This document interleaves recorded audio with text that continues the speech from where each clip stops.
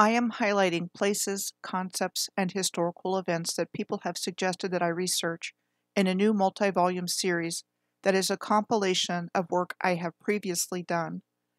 This is the third volume of what will be a lengthy new series. My name is Michelle Gibson. I will start with this comment from a viewer in North Carolina. In quotes, I live in a place called Fort Fisher, North Carolina. One of the last battles of the Civil War took place right here on my beach. Anyways, there's a lot of energy here. I started researching it about a year ago and found that there is a ley line, Serpent Ley, that harvests magnetic energy from the center of the Bermuda Triangle and comes right through my bedroom in Cape Fear, up through Pilot Mountain in North Carolina, then continuing up through Serpent Mound in Ohio. Anyways, there's much more. I was just curious if you had ever tapped into this knowledge. Thank you and take care. End of quote. I didn't know about this particular ley line, so thank you for sharing. This ley line / alignment is starting in the southeast at the Bermuda Triangle, and the pin is marked where Google Earth took me when I searched for it.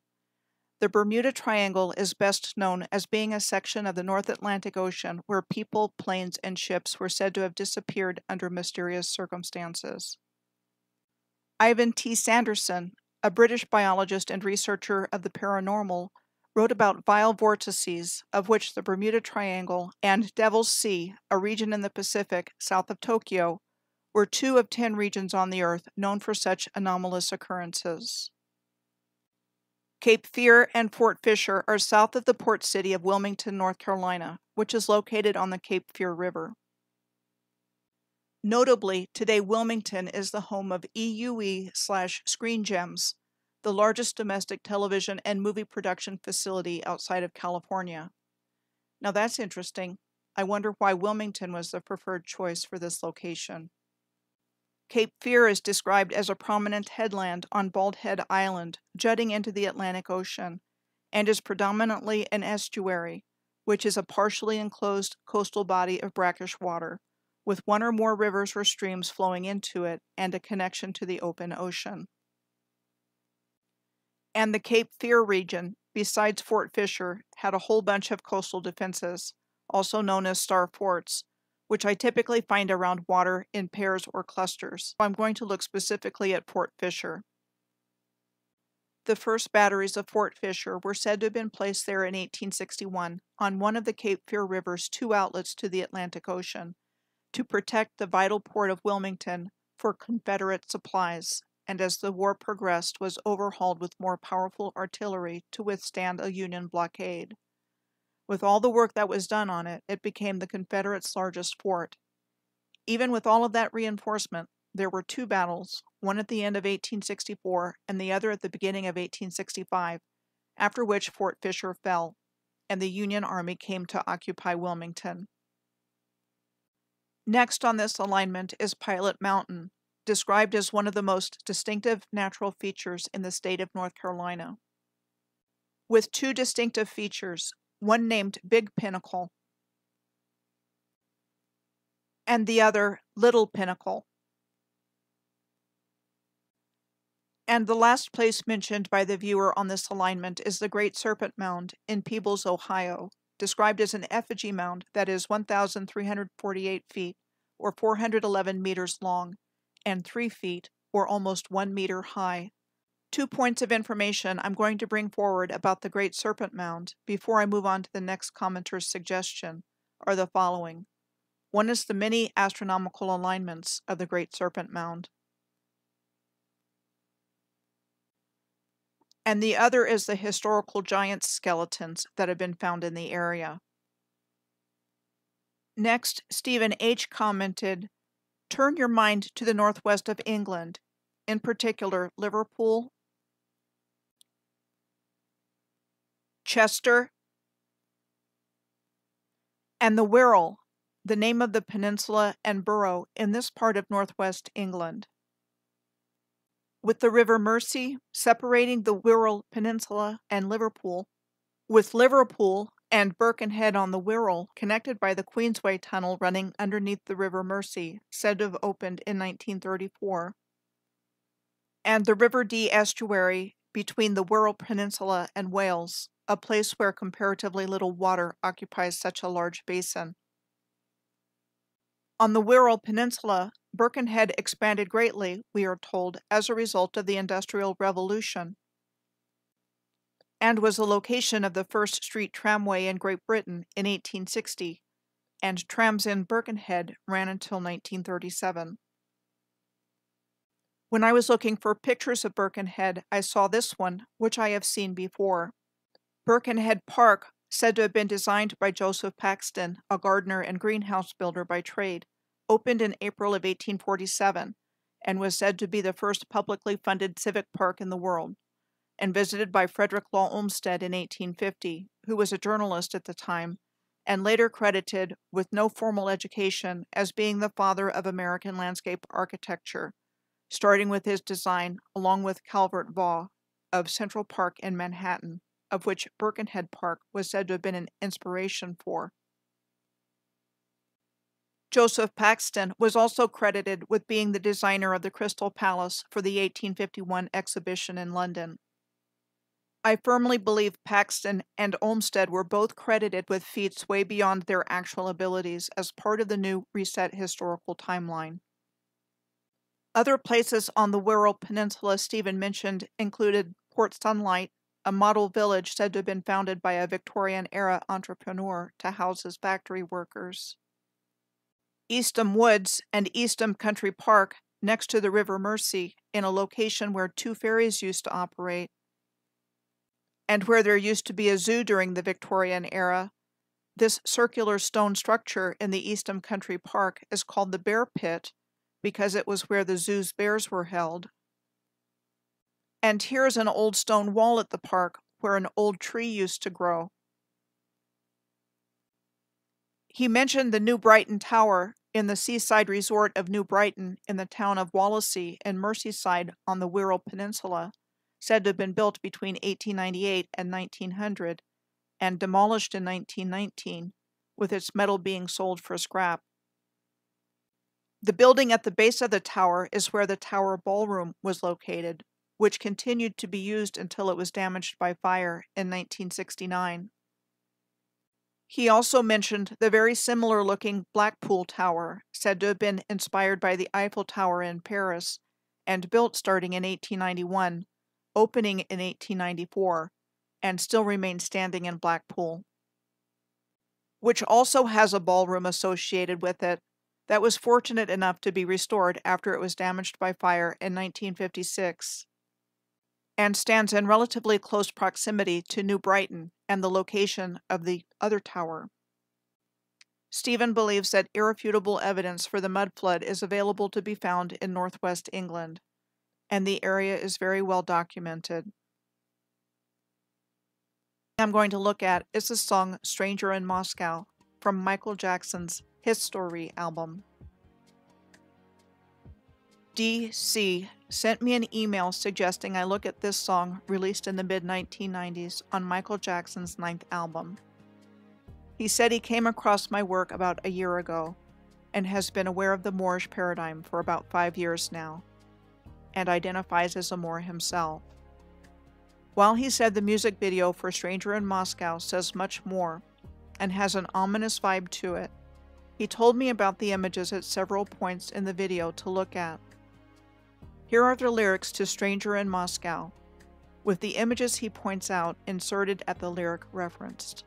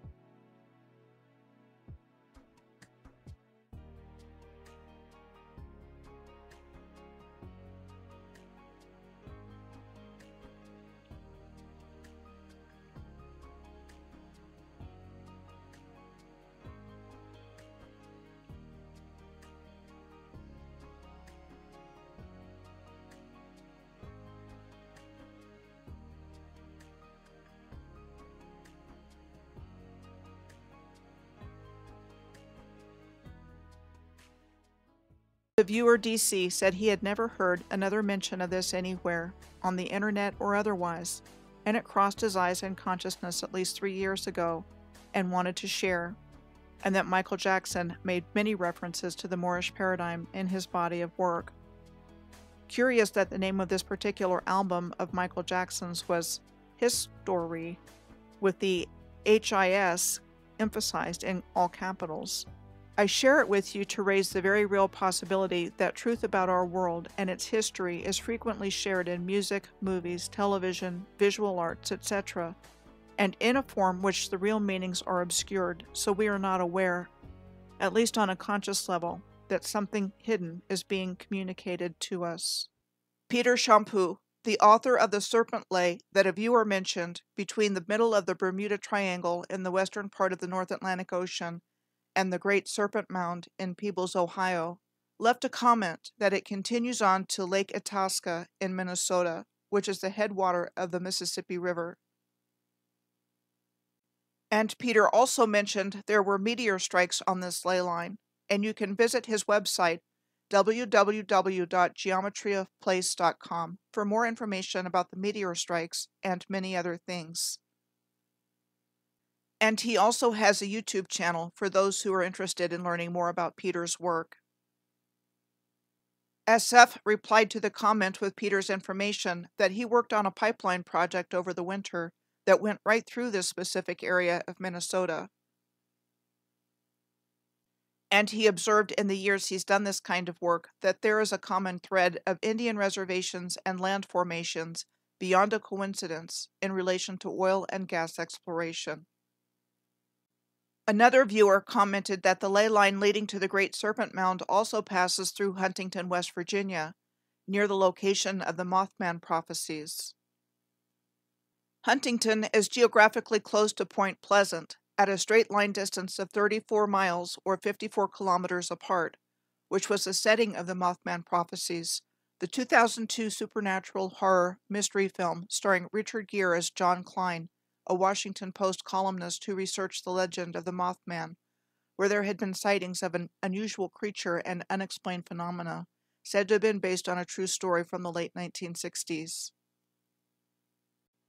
It is important to note that the Great Serpent Mound in Peebles, Ohio, is only a straight line distance of 63 miles or 102 kilometers from Huntington, and 69 miles or 110 kilometers from Point Pleasant. There are two other things that come to my mind from past research regarding Huntington, West Virginia. One is that Huntington is the location of Marshall University, the Old Man Hall on the top left of which was said to have been completed in 1868, which reminds me in appearance of the Westcott Building at Florida State University in Tallahassee, said to have been completed in 1910. The Benedictine Hall at the former St. Gregory's University in Shawnee, Oklahoma, now the Green Campus of Oklahoma Baptist University, said to have been completed and opened in 1915 on the bottom left, and Trinity College at Cambridge University in England on the bottom right, which was established in 1546 by King Henry VIII. The other is that there is one, Camden Park, of 13 remaining trolley parks that remain open in the United States in Huntington. It was said to have been established as a picnic spot by the Camden Interstate Railway Company in 1903, which was a street railway and interurban system that ran between Huntington, West Virginia, and Ashland, Kentucky, and which by 1916 was the Ohio Valley Electric Railway, which had become the new owner of the park. Where did all the trolleys go? And why did they leave? Today, Camden Park is in the fourth generation of family ownership and the only operating amusement park in West Virginia. Next, going back down the alignment, from northwest to southeast, was a comment from Sarah saying that Pilot Mountain in North Carolina was near Mount Airy, which was the hometown of Andy Griffith. Basically, it's Mayberry. And someone replied to her comment, yes, was looking for this comment. Going over to Mount Pilot, or something to that effect, said on the show all the time. Pilot Mountain was the inspiration for the fictional Mount Pilot in the Andy Griffith Show. For all of those old enough to remember Andy, the lovable widowed sheriff of Mayberry, his kooky deputy Barney Fife, his matronly Aunt Bee, his young son Opie, and his girlfriend Miss Ellie. Hey, I named all of those characters from memory. So backtracking down the alignment from the original video, we come to Wilmington, North Carolina. I had mentioned that Wilmington is the home of EUE Screen Gems, the largest domestic television and movie production facility outside of California. And a viewer pointed out that Bruce Lee's son, Brandon, died after being shot in the abdomen by a prop gun with defective blank ammunition at the Wilmington Movie Studios on the set of The Crow in March of 1993. Another viewer, Josh, lived in Wilmington for 10 years, where he used to surf in the cove right in front of Fort Fisher. He said there was a spot next to it that was a coquina rock reef on the south side of Cure Beach. He said he would observe shells and different fossilized corals and rocks that still have color and wonder how they could be millions of years old. He mentioned that Cape Fear is 5 miles or 8 kilometers south at Bald Head Island, and Frying Pan Shoals there is a hot spot for megalodon teeth. He also mentioned the Airlie Gardens in Wilmington, next to the Intercoastal Waterway. The Airlie Gardens were said to have been created starting in 1886 by the Pembroke Jones family and named after their family home in Scotland, and designed by German landscape architect Rudolf Topel as a lush, flowing southern garden with azaleas, camellias, magnolias, palms, and wisteria. The Airlie oak on the garden grounds is believed to be 500 years old, and in 2007 was designated the largest live oak in North Carolina at the time. Now on over to the Wirral Peninsula and Liverpool to look at some of the comments made in response to this topic. LL, a viewer who lives on Park Road South in Birkenhead, just a short walk from the Swiss Bridge in Birkenhead Park, mentioned previously, said that Merseyside and the Wirral Peninsula is a special place. He said the River Dee to the west of the peninsula subsides to reveal sinking mud stretching miles and walkable sand. And the Tobacco Building, formerly known as the Stanley Dock Tobacco Warehouse in the North Liverpool docks, was said to be the largest brick building in terms of area on Earth, built 130 years ago in 1901, and said to have been built in 1 year with 27 million bricks, 30,000 panes of glass, and 8,000 tons of steel used in its construction. The warehouse fell into disuse and disrepair in the 1980s, with trade declining through Liverpool. The Tobacco Building has been transformed into luxury apartments in the present day. The viewer from Birkenhead also mentioned the Williamson Tunnels in the Edge Hill area of Liverpool, which he said were a mystery to him, as the narrative of why they were built doesn't make sense. The Williamson Tunnels were said to have been built under the direction of tobacco merchant Joseph Williamson between 1810 and 1840, and to this day the purpose of the work remains unclear.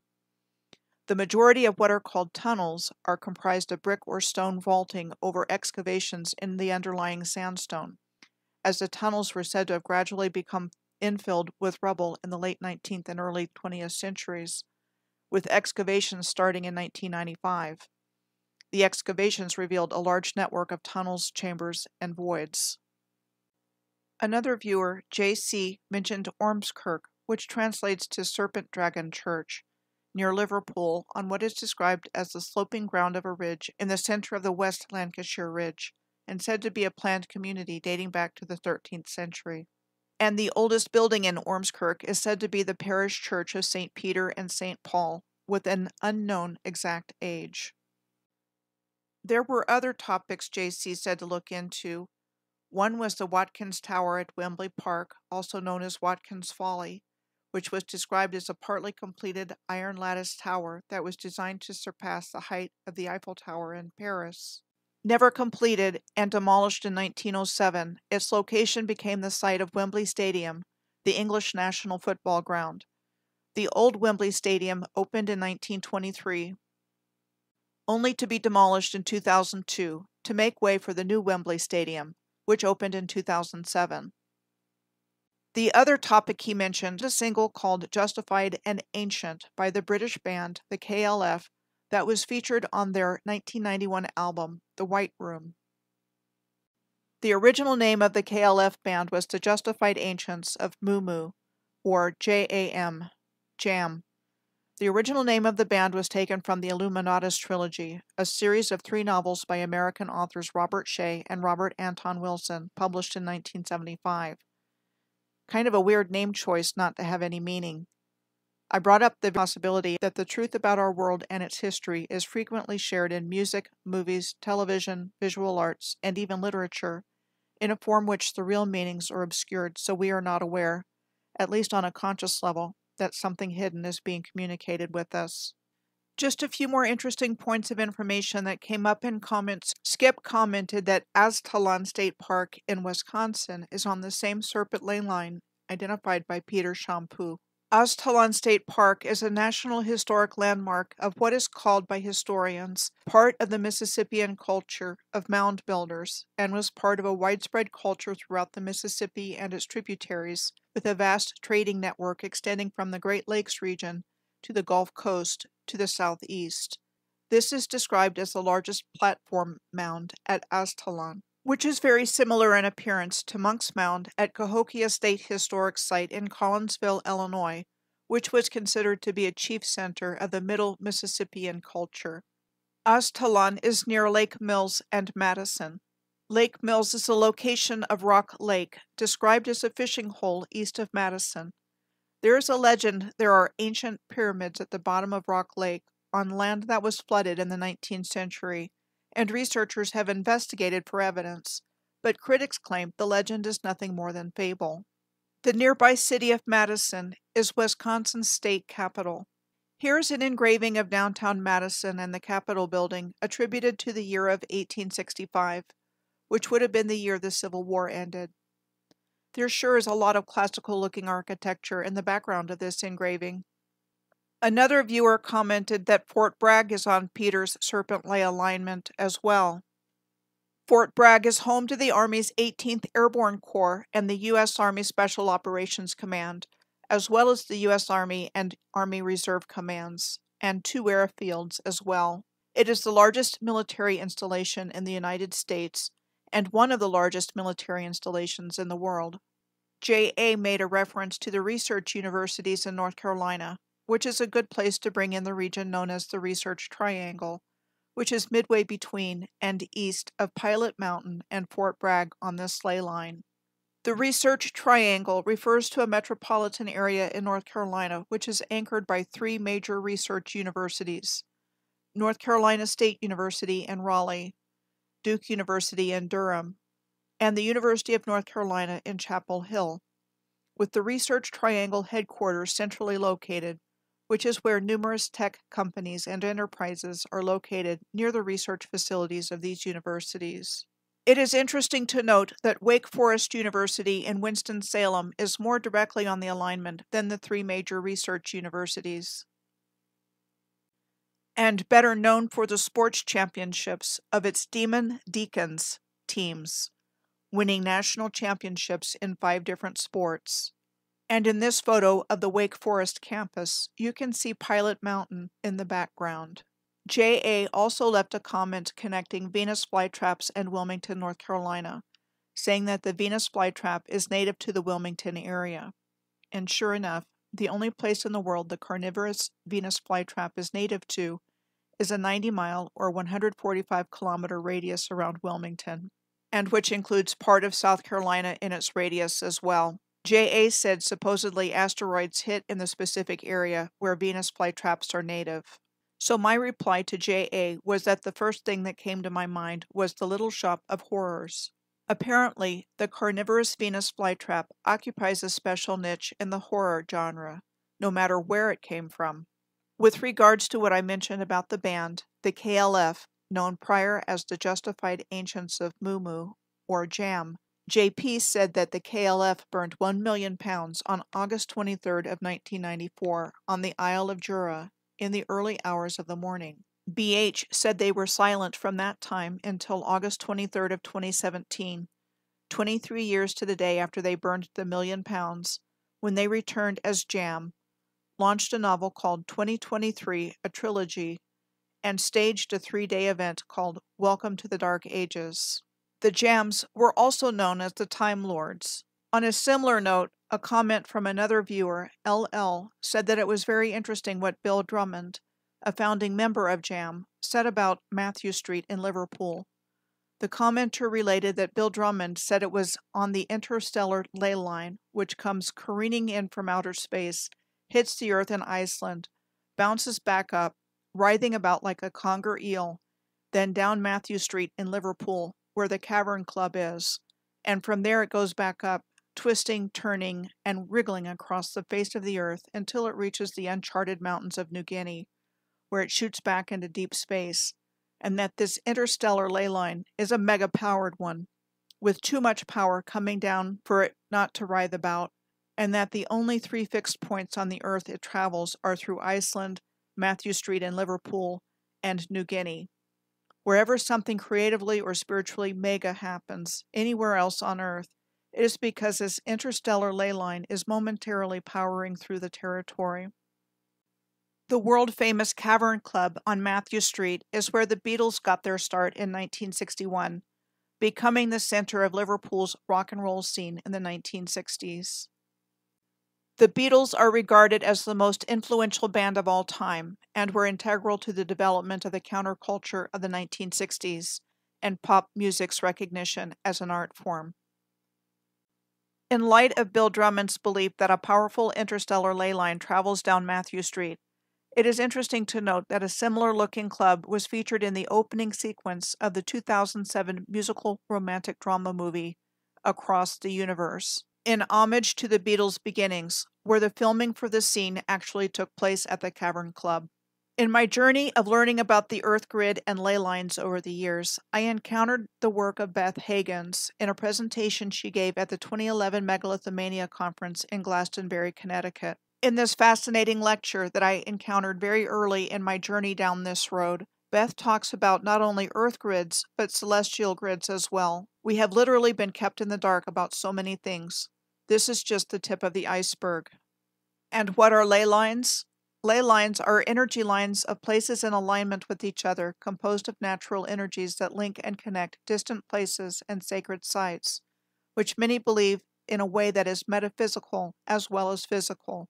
I really think the Earth's controllers of the last couple of 100 years have reverse engineered the Earth's grids from a positive life-enhancing system into a control system to support their goals of power and control, and to lower our collective consciousness at the same time, to keep us in fear and not in our higher states of consciousness, of love, joy, and unity. It seems like whatever happens on the Earth's grid lines, for positive benefit or negative outcome, has an enhanced effect. Another viewer, MP, who grew up in North Wales near the Wirral Peninsula, remembers a place he went to as a child called the Cup and Saucer, and said it was a diverted bit of the river. It went along what looked like a stone cut or concrete canal about 6 feet in width, but long, and which ran into a round pool with a hole in the center, where the water dropped around 8 feet or about 2.5 meters. He said you could access a tunnel to get underneath, and he used to play in there with other kids, then run a few miles to a watermill, then go back to the river.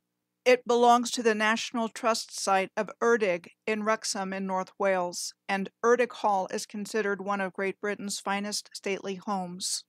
A different commenter asked me to look at the tidal pool at Powfoot Beach in Scotland. Powfoot Beach is a stretch of coastline along the Solway Firth consisting of mud flats and a salt marsh. The Powfoot Beach pool is described as an old Victorian tidal pool, where Scots could learn to swim, enjoy family days out, and relax in seawater pools pinned in by rocky boundaries.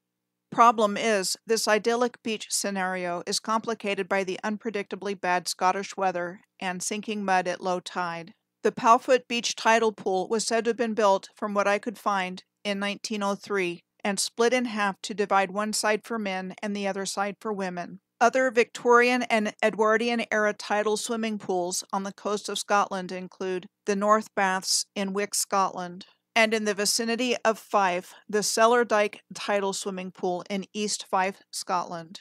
the Pittenweem Tidal Swimming Pool in Fife, and the Step Rock Tidal Swimming Pool in St. Andrews, near Fife, to name a few. Another viewer suggested that I look into the Infomart building in Dallas, Texas. The Infomart is one of the largest buildings in Dallas and is the world's first and only information processing marketing center. It is home to more than 110 technology and communications companies. It opened in 1985 and was developed by Trammell Crow, with the design based on the 1851 Crystal Palace in London. The Infomart building itself has hospital-grade electrical power, which is supplied by 5 independent electrical feeds to 3 separate electric substations, resulting in a very reliable electric source that hasn't ever experienced a 100% outage.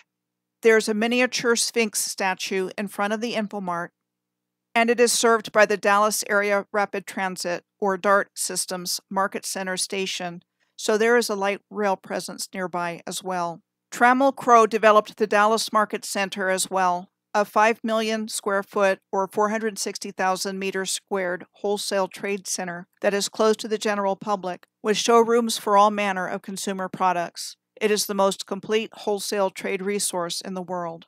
At the time known as the Dallas Trade Mart, it was the destination of President John F. Kennedy's motorcade when he was assassinated in Dallas's Dealey Plaza on November 22nd of 1963.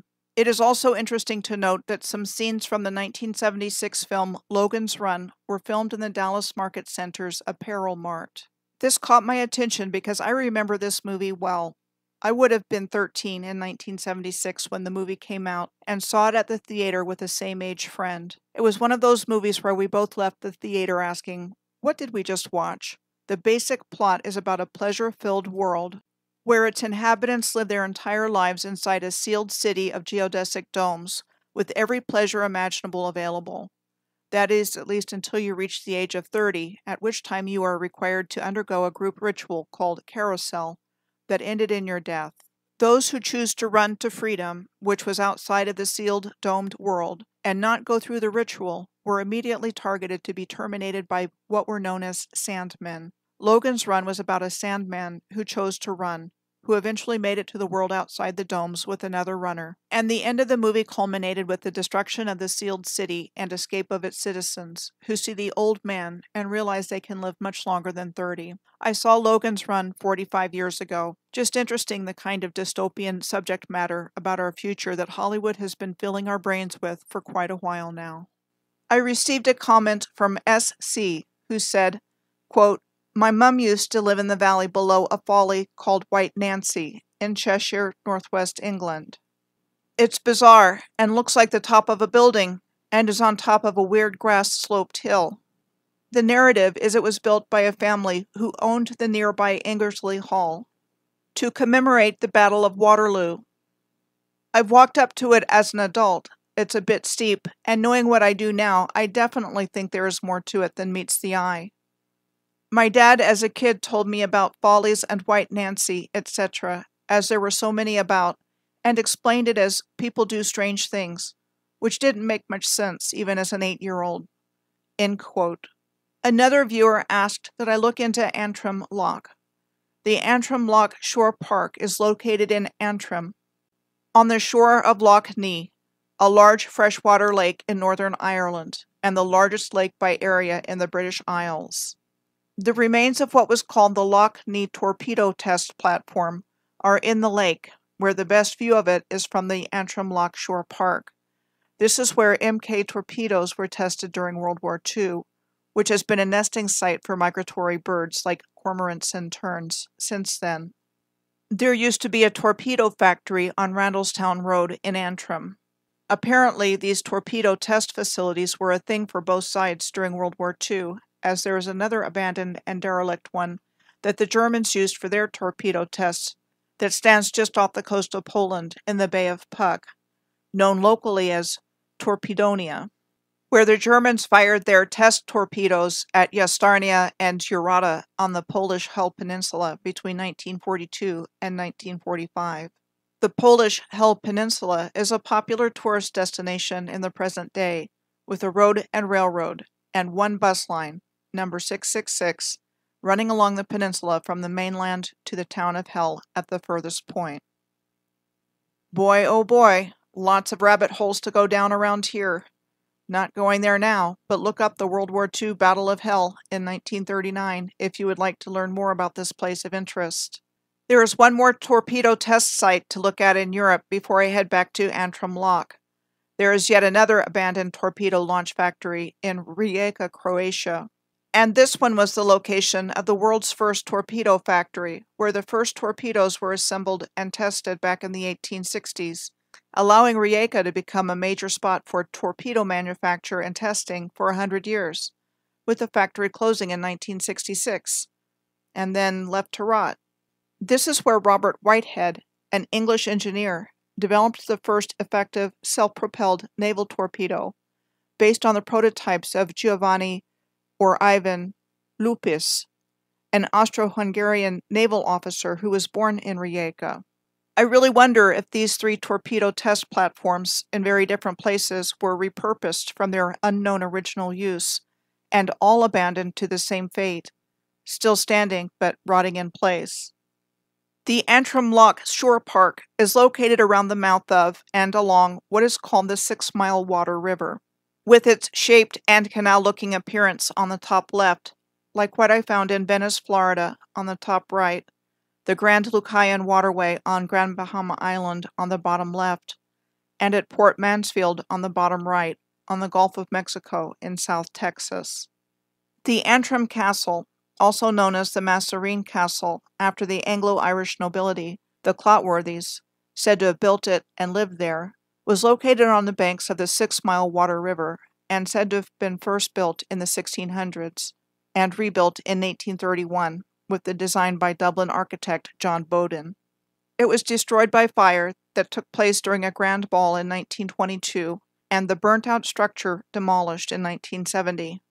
And all that remains of it is the Italianate Tower, said to have been built in 1887, and part of the ruins that can be seen in the Antrim Castle Gardens today, along with the Barbican Gatehouse of the Antrim Castle, said to have been built in 1818. It is interesting to note that within the Antrim Castle Gardens you can find canals, and Clotworthy House, a stable block and coach house said to have been built by the 10th Viscount Masserene in 1843, with the creation of Her Ladyship's Pleasure Gardens.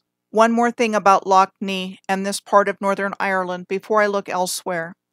The River Bann is one of the main inflows of Lough Neagh, winding its way from the southeast coast to the northwest coast of Northern Ireland, and we are told that the River Bann pauses in the middle to widen into the enormous Lough Neagh. So let's see how big Lough Neagh widens between the lower and the upper River Bann. Again, keep in mind this is the largest lake by area in the British Isles, with a surface area of 151 square miles, or 392 square kilometers. Lough Neagh also supplies 40% of Northern Ireland's drinking water.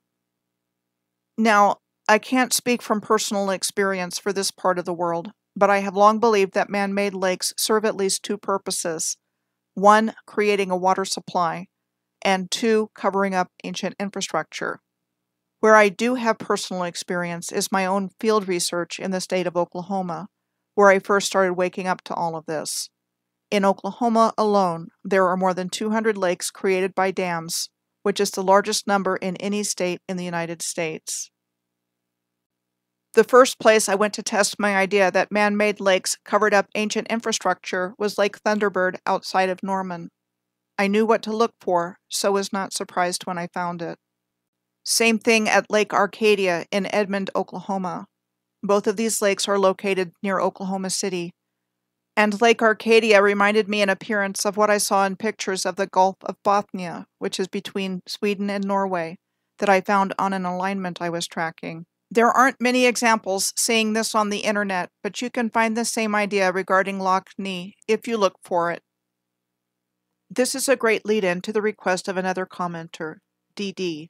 He asked if I could look into the cities buried under lakes in the United States, such as Lake Lanier in Georgia, and many more. Lake Lanier is a reservoir in northern Georgia, and was created primarily by the Buford Dam on the Chattahoochee River, which was completed in 1956, and is maintained by the U.S. Army Corps of Engineers for flood control and water supplies. Buford Dam also provides 250 million kilowatt hours of hydroelectric power to the area surrounding Atlanta every year. We are told the land the lake now occupies was predominantly forest and farmland prior to its creation. One landmark under the lake was the former Gainesville Speedway, also known as the Looper Speedway. Sometimes the grandstands of the Speedway are visible in Laurel Park when the waters are low. So what else might the lake waters be covering? Let's take a look around and see what's there. This is the Abbott's Bridge boat, canoe, and raft launch in the Chattahoochee River National Recreation Area. Until we pay attention to them, we don't even notice that the stones in the water are cut and shaped, with angles and straight edges, and assume they are natural and just there. I didn't start noticing them until 2014 or 2015. And after I started noticing them, I started seeing them literally everywhere. Here, at the Settles Bridge canoe and raft launch, there are more of the cut and shaped stones to the side, and some really nicely made large brick steps leading down to the water. Then there is the Jones Bridge boat, canoe, and raft launch, with beautifully made stonework and ironwork that goes straight down into the Chattahoochee. And the Whitewater Creek canoe and raft launch as well has some interesting stonework going on. There are all kinds of parks dotted around the shores of Lake Lanier. I'm going to look at one of them, Sawney Mountain Preserve. The Sawney Mountain Preserve in Cummings, Georgia is almost 1,000 acres or 405 hectares of hiking trails and picnic areas.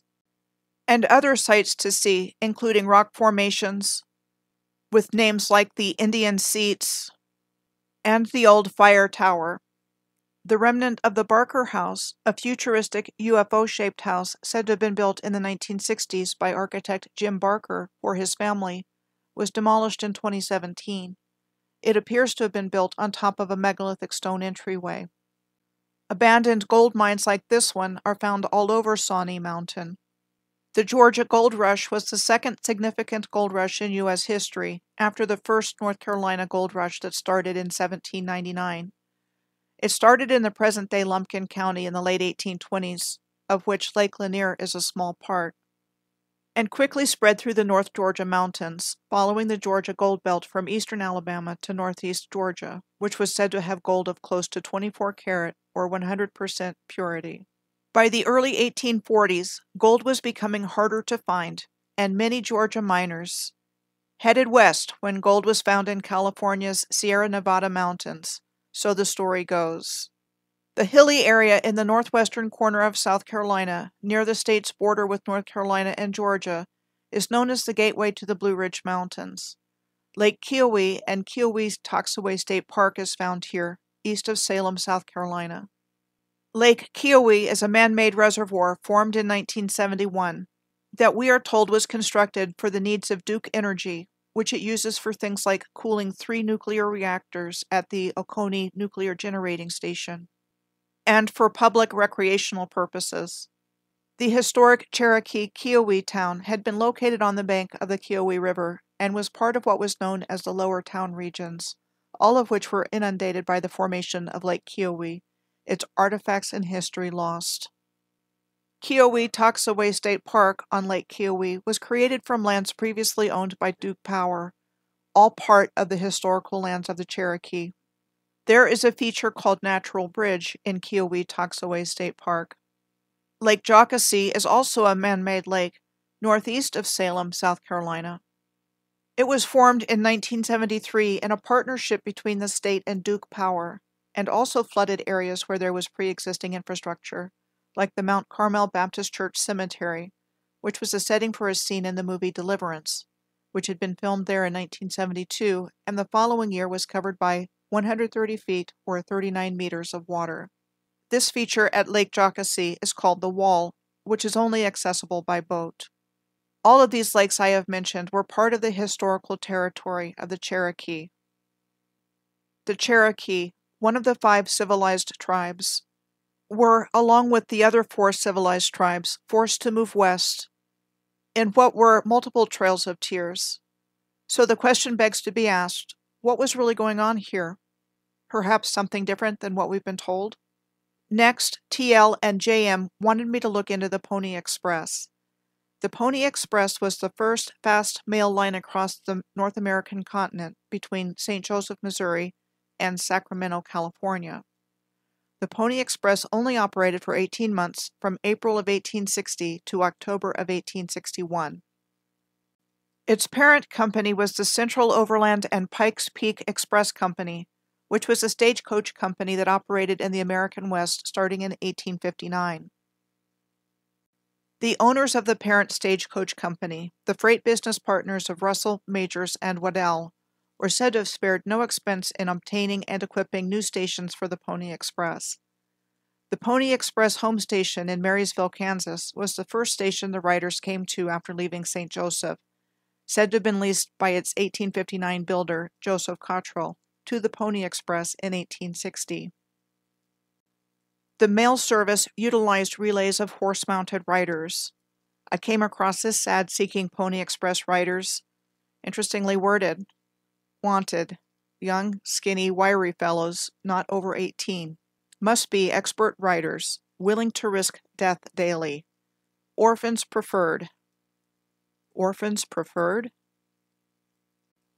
The headquarters of the Pony Express in St. Joseph were housed in the Pattee House built by John Pattee, the construction of which we are told was completed in 1858 and was a 140-room luxury hotel.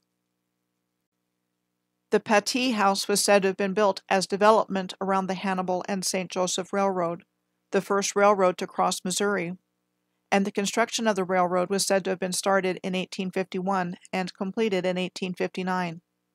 This railroad carried the first letter to the Pony Express on April 3rd of 1860.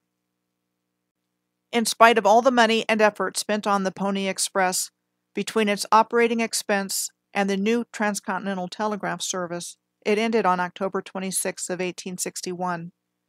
It did prove, we are told, that a year-round transcontinental communication system could be established and work. This was important with the need for mail and other communications to get west faster after the 1848 discovery of gold in California, since thousands of businessmen, investors, and prospectors went to live there. And by 1850, California was admitted to the Union as a state.